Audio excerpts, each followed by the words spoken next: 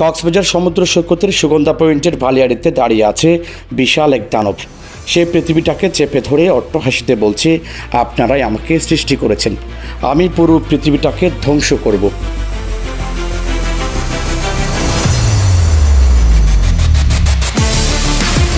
বুধবার সন্ধ্যায় বিদ্যানন্দ ফাউন্ডেশনের তৈরি এই প্লাস্টিক দানব দেখতে ভিড় জমান পর্যটক ও দর্শনার্থীরা।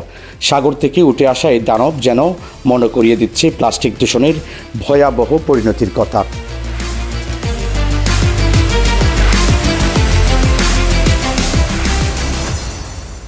সৈকতসহ কক্সবাজারের বিভিন্ন স্থান থেকে কুড়িয়ে আনা প্লাস্টিক বর্জ্য দিয়েই তৈরি করা হয়েছে এই প্রতীকী দানব।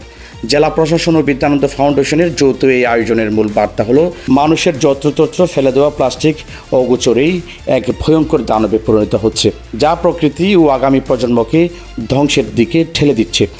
এই সময়টা কক্সবাজারের জন্য পর্যটন মৌসুম।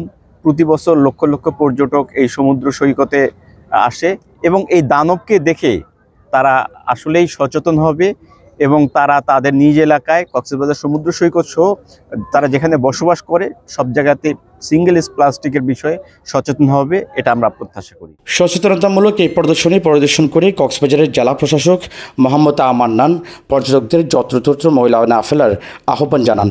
তিনি বিদ্যানন্দের এই উদ্যোগকে স্বাগত জানিয়ে ভবিষ্যতে অন্যান্য প্রতিষ্ঠানকেও এই ধরনের কাজে এগিয়ে আসার পরামর্শ দেন।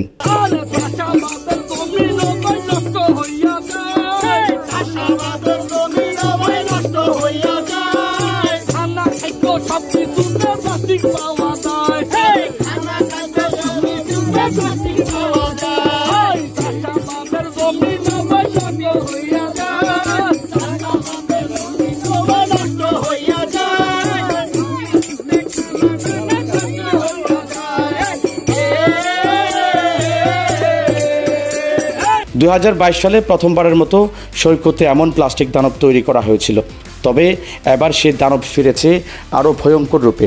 সঙ্গে রয়েছে আরও 2টি দানব, যা ইঙ্গিত দিচ্ছে প্লাস্টিক দূষণের সমস্যা কমেনি, বরং আরও প্রকট আকার ধারণ করেছে।